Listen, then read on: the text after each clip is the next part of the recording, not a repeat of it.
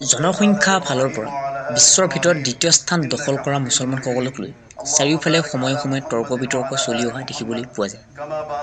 বৰ্তমান এনে পৰিস্থিতি আহি পৰিছে যে মুছলমানসকলে জোৰ দি ক'ব লগা হৈছে যে সকলো মুছলমান একে নহয় বা মুছলমান মানে সন্ত্ৰাসবাদী নহয়। আমেৰিকা যুক্তৰাষ্ট্ৰলৈ যোৱা মুছলমান ব্যক্তিক এয়াৰপৰ্টত এনেকৈ চোৱা চিতা কৰে যেন সেই মুছলমান লোকজনে লগত বোমা বাৰুদহে লৈ গৈছে। আফগানিস্তান, ইৰাক, চিৰিয়া, য়েমেন আদি দেশবোৰলৈ চকু ফুৰালে এটা কথা সহজতে বুজি উঠিব পাৰি যে এইবোৰ দেশ ধৰ্মীয় কাৰণৰ বাবে পিছুৱাই গৈ আছে। বৰ্তমান সেইবোৰ দেশ ইমানেই পিছ পৰি ৰৈ গৈছে যে তাত শান্তিৰে উশাহ লোৱাটো এটা প্ৰত্যাহ্বান হৈ পৰিছে।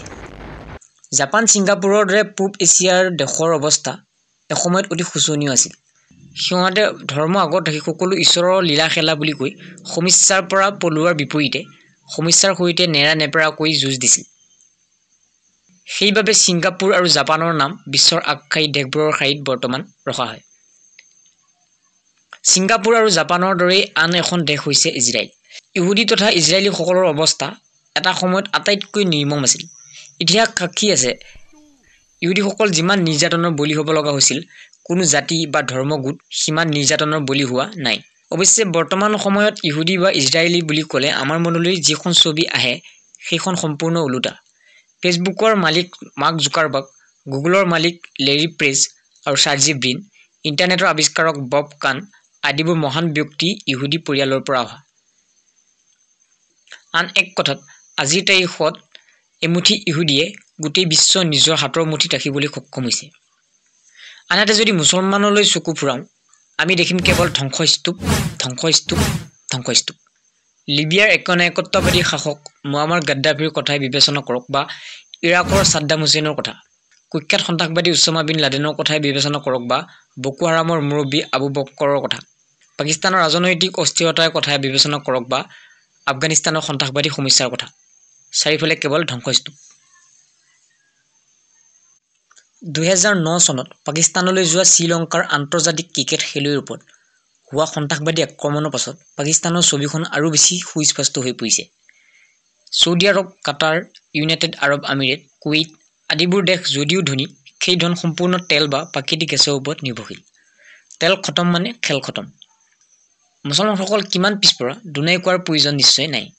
যিসকলে মুছলমানক আধুনিক পৃথিৱীৰ সৈতে তালমিল চলাই চলিবলৈ চেষ্টা চলায় বা চলোৱাটো বিচাৰে, পাকে প্ৰকাৰে সিহঁতৰ মুখ বন্ধ কৰিবলৈ এচাম লোক উঠি পৰি লাগে। তাৰ জ্বলন্ত উদাহৰণ হৈছে পাকিস্তানৰ মালালা ইউছুফজাই, ইৰাণৰ মাহসা আমিনী, বাংলাদেশৰ তছলিমা নাছৰিন, আমাৰ অসমৰ আয়ুব আলী শৰ্মা আৰু মুস্তাফা কামাল আজাৰী। কিন্তু কিয় হয়? অধিকাংশ মুছলমানৰ এটাই ভয়, আধুনিক বিশ্বক আঁকোৱালি ল'বলৈ গৈ বিজ্ঞান প্ৰযুক্তিৰ ওচৰত তলমূৰ হ'লে এসময়ত ইছলাম তথা মুছলমানৰ অস্তিত্ব শূন্য হৈ পৰিব, অৰ্থাৎ মুছলমানসকলে ইছলাম ধৰ্মক পৰিত্যাগ কৰি পেলাব। এই ভয় বা বিপদ সংকেত প্ৰথম অৱস্থাত কেতিয়াও দেখিবলৈ পোৱা নগৈছিল। আজিৰ পৰা প্ৰায় 1000 বছৰ পূৰ্বতে আৰৱ দেশসমূহ আব্বাছিদ খিলাফতৰ দ্বাৰা পৰিচালিত আছিল। ইৰাকৰ বাগদাদ চহৰ আছিল বিজ্ঞান আৰু প্ৰযুক্তিৰ মূল কেন্দ্ৰবিন্দু। ইজিপ্তৰ কাইৰো চহৰলৈ, চিৰিয়াৰ ডামাস্কাছ চহৰলৈ দেশ বিদেশৰ পৰা বহু শিক্ষাৰ্থী পঢ়িবলৈ আহিছিল। বহু বিদেশী পণ্ডিতেও তাত শিক্ষা প্ৰদান কৰিছিল। সেই বিদেশী পণ্ডিতৰ পৰা আহৰণ কৰা জ্ঞানবোৰ আৰবীলৈ অনুবাদ কৰা হৈছিল। তেতিয়া ধৰ্মীয় সংকটৰ কথা কাৰো মনলৈ অহা নাছিল বা বিদেশী পণ্ডিতৰ পৰা আহৰণ কৰা জ্ঞানবোৰ ইছলামৰ ক্ষতি সাধন কৰিব বুলি কোনেও বিবেচনা কৰা নাছিল। ইতিহাস সাক্ষী আছে, মহম্মদ মুছা আল খোৱাৰিজমীৰ দ্বাৰা ৰচিত কিতাপখনৰ পৰাই বীজগণিতৰ ধাৰণা পোহৰলৈ আহিছে। প্ৰাচীন ৰাসায়ন বিজ্ঞানৰ পিতৃৰূপে খ্যাত জাবিৰ ইবনে হাইয়ানৰ নাম আজিও সন্মান সহকাৰে লোৱা হয়। বিশ্বৰ প্ৰথমখন হস্পিটেল সেই আব্বাছিদ খিলাফতৰ সময়তে ইৰাকত নিৰ্মাণ কৰা হৈছিল। প্ৰথমখন বিশ্ববিদ্যালয়ও মুছলমানৰ দ্বাৰাই নিৰ্মিত আছিল। সেই সময়ত স্পেইন আছিল মুছলমানসকলৰ বিজ্ঞান আৰু কাৰিকৰী শিক্ষাৰ অন্য এটা কেন্দ্ৰস্থলী। চকু কপালত উঠা কথাটো হ'ল, মুছলমান শাসকৰ দ্বাৰা অনুপ্ৰাণিত হৈয়ে ইউৰোপত আধুনিক গণতান্ত্ৰিক সমাজ ব্যৱস্থা গঢ়ি উঠিছিল। পুতৌজনক কথাটো হ'ল, মুছলমান দেশত গণতন্ত্ৰৰ অৱস্থা বৰ্তমান সময়ত পয়া লগাৰ দৰে।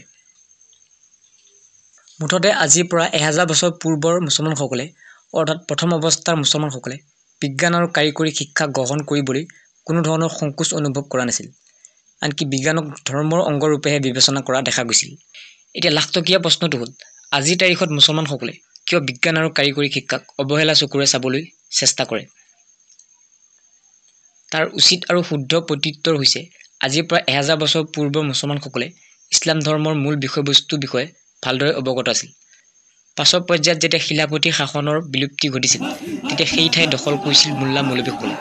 মোল্লা মৌলবীসকল আছিল একনায়কত্ববাদী চিন্তা চেতনাৰ দ্বাৰা পৰিচালিত। সেই সময়ৰ উচ্চ শ্ৰেণীৰ মোল্লা মৌলবীসকলে ধৰ্মৰ নামত সমাজত নিজৰ প্ৰভুত্ব অটুট ৰখাটোক প্ৰাধান্যতা দিছিল। মুছলমানী সমাজ ব্যৱস্থাটো খিলাফতি শাসনৰ পৰা মোল্লা মৌলবীৰ হাতলৈ গুচি যোৱা সময়খিনি অতি স্পৰ্শকাতৰ আছিল। এফালে ইউৰোপীয়সকলৰ মাজত উত্থান দেখিবলৈ পোৱা গৈছিল, আনফালে অটোমান সাম্ৰাজ্যৰ পতন দেখিবলৈ পোৱা গৈছিল।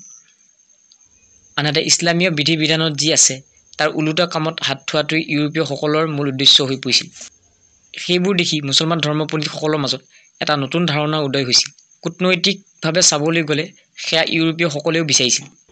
সেই নতুন ধাৰণাটো আছিল পাকে প্ৰকাৰে ইউৰোপীয়সকলৰ পৰা আঁতৰি চলিব নোৱাৰিলে ইছলাম ধৰ্ম এদিন সৰ্বনাশ হ'ব। এই ভুল ধাৰণা যিদিনাৰ পৰাই মুছলমানৰ মাজত থিতাপি ল'বলৈ ধৰিছিল সিদিনাৰ পৰাই মুছলমানৰ মাজত দেখিবলৈ পোৱা গৈছিল সন্ত্ৰাসবাদী সংগঠনবোৰ। মুছলমানসকলৰ মাজত বৰ্তমান এনে পৰিস্থিতি আহি পৰিছে যে ধৰ্মীয় জ্ঞান শুদ্ধ ৰূপত বুজি পাওক বা নাপাওক তাতকৈ ডাঙৰ কথা দেখাত ধাৰ্মিক যেন লাগিছে নে নাই। এইগৰাকী টিকটক চেলিব্ৰিটিৰ নাম জান্নাত জুবাই। মুখ আৰু দেহৰ ভাজৰ বাবে ছ'চিয়েল মিডিয়াত জনপ্ৰিয় হৈ পৰা জান্নাত জুবাইক চিনি নোপোৱা লোক কম। এই ভিডিঅ'বোৰ চাওক।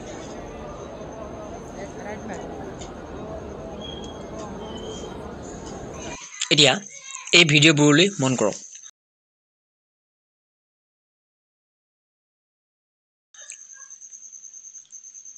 এইগৰাকী অভিনেত্ৰীৰ নাম হিনা খান। খাতৰকে খিলাড়ী আৰু বিগ বছৰ দৰে ৰিয়েলিটি শ্ব'ত দ্বিতীয় স্থান দখল কৰা হিনা খান বহুতৰ মাজত জনপ্ৰিয়। তেখেতৰ এইটো ভিডিঅ' ক্লিপলৈ মন কৰক।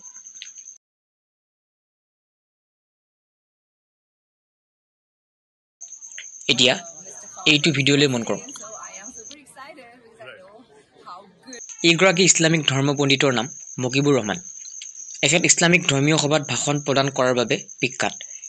শেহতীয়াকৈ এগৰাকী অচিনাক্ত মহিলাক যৌন প্ৰস্তাৱ আগবঢ়োৱাৰ বাবে হঠাতে ছ'চিয়েল মিডিয়াত চাঞ্চল্যকৰ পৰিৱেশৰ সূচনা হোৱা দেখিবলৈ পোৱা গৈছিল। পূৰ্বতে তুৰ্কীসকল বিজয়ৰ বাবে বিখ্যাত আছিল। আজিৰ দিনৰ তুৰ্কীসকল বিখ্যাত আইচক্ৰীম বনোৱাত।